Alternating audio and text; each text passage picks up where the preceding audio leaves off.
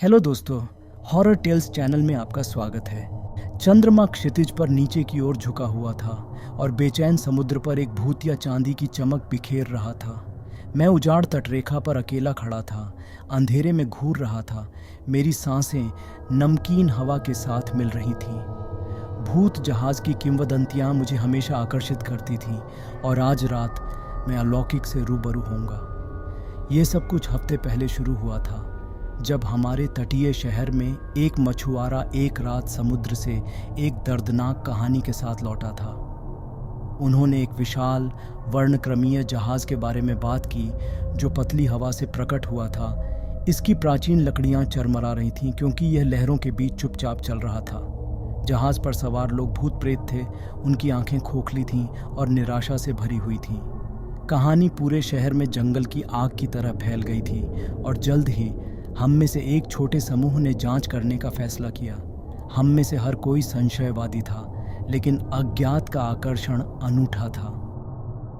उस रात हम एक जर्जर मछली पकड़ने वाली नाव में निकले जो केवल चंद्रमा की मंद रोशनी से निर्देशित थी।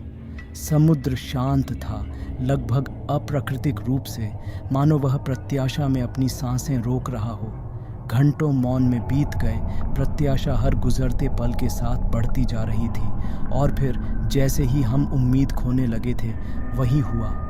क्षितिज पर एक वर्णक्रमीय चमक दिखाई दी जो निकट आते आते लगातार तेज होती जा रही थी। हमारी आंखों के सामने भूतिया जहाज साकार हो गया। उसका विशाल रूप पानी पर एक भयानक छाया डाल रहा था। यह जहाज मेरे द्वारा अब तक देखे गए किसी भी जहाज से भिन्न था। यह एक ऊंचा 3 मस्तूल वाला जहाज था। इसका पतवार आधी रात के समान काला था। फटे हुए पाल हवा में लहरा रहे थे और लकड़ी प्राचीन और पुरानी थी, जैसे कि यह सदियों से चली आ रही हो। जैसे जैसे जहाज करीब आता गया, हम डेक पर मौजूद आकृतियों का पता लगा सके। वे वास्तव में भूत थे। सदियों के क्षय के कारण उनकी विशेषताएं विकृत हो गई थीं। उनके कपड़े फटे हुए थे और उनकी आंखें अंधेरे के खोखले गड्ढे थीं। वे धीमी सुविचारित लय में आगे बढ़े, मानो एक शाश्वत शोकपूर्ण नृत्य में फंस गए हों। जब मुझे एहसास हुआ कि हम जीवन के दायरे से परे कुछ देख रहे हैं, तो मुझे अपनी रीढ़ में सिहरन महसूस हुई। भूत जहाज हमारे पास से गुजरा। उसके चालक दल हमारी उपस्थिति से अनजान थे, अपनी शाश्वत यात्रा में खो गए। हम आश्चर्य से देखते रहे कि जहाज दूर तक गायब हो गया और रात में एक भूत की तरह लुप्त हो गया।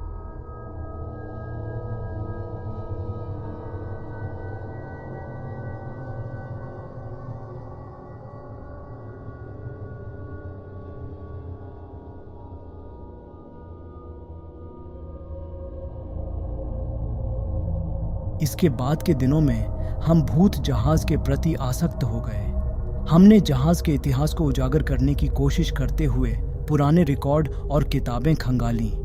ऐसा कहा जाता है कि यह एक कुख्यात समुद्री डाकू कप्तान का जहाज था जिसने सदियों पहले समुद्र को आतंकित किया था। कैप्टन और उसके दल का भयानक अंत हुआ। उनका जहाज एक भयानक तूफान में खो गया, लेकिन ऐसा लगता था कि उनकी आत्माएं हमेशा के लिए जहाज से बंधी हुई थीं, जो अनंत काल तक समुद्र में यात्रा करने के लिए अभिशप्त थीं। भूत जहाज उनकी अंतहीन पीड़ा का प्रतीक बन गया था, उनके अतीत के पापों का प्रमाण। हमने एक बार फिर समुद्र में जाने का फैसला किया। इस बार अलौकिक साक्ष्यों को पकड़ने के लिए उपकरणों से लैस थे। हमारे पास कैमरे, ऑडियो रिकॉर्डर और सच्चाई को उजागर करने का दृढ़ संकल्प था। जैसे ही हम भूतिया जहाज के भूतिया क्षेत्र के मध्य में पहुंचे, समुद्र अशांत हो गया, मानो वे ही तत्व हमें वापस लौटने की चेतावनी दे रहे हों। लेकिन हम परलोक के साक्ष्य हासिल करने के लिए दृढ़ संकल्पित होकर आगे बढ़ते रहे। और फिर पहले की तरह भूतिया जहाज प्रकट हुआ। यह पतली हवा से निर्मित हुआ। इसका वर्णक्रमीय रूप पानी पर एक भयानक चमक बिखेर रहा था। हमने जहाज पर अपने कैमरों को प्रशिक्षित किया और जहाज पर मौजूद भूतों की तस्वीरें कैद की। जैसा कि हमने देखा, एक ठंडी ध्वनि हवा में भर गई।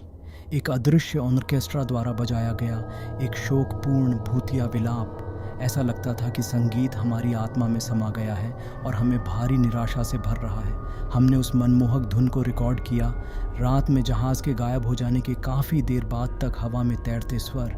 यह एक भयावह अविस्मरणीय अनुभव था जो जीवन भर हमारे साथ रहेगा। इसके बाद के दिनों में हमने अपने द्वारा एकत्र किए गए सबूतों का विश्लेषण किया। चित्र और ऑडियो रिकॉर्डिंग अलौकिकता के स्पष्ट और निर्विवाद प्रमाण थे। हमने भूत जहाज को उसकी संपूर्ण महिमा के साथ कैद कर लिया था, जो उसके भीतर फंसी बेचैन आत्माओं का एक प्रमाण था। लेकिन जब हमने अपने निष्कर्षों को शहरवासियों के साथ साझा किया तो हमें अविश्वास और संदेह का सामना करना पड़ा। भूतिया जहाज एक किंवदंती बनकर रह गया, एक ऐसी कहानी जिसे कैंप फायर के आसपास बताया जाता था, लेकिन कुछ लोगों का मानना था कि यह वास्तविक थी। जहाँ तक मेरी बात है, मुझे सच्चाई पता थी।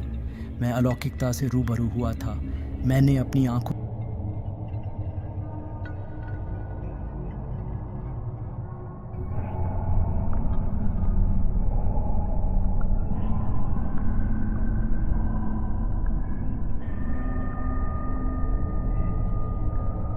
अगर ये कहानी आपको पसंद आई हो तो वीडियो को लाइक और शेयर करें और चैनल को सब्सक्राइब करना ना भूलें। धन्यवाद।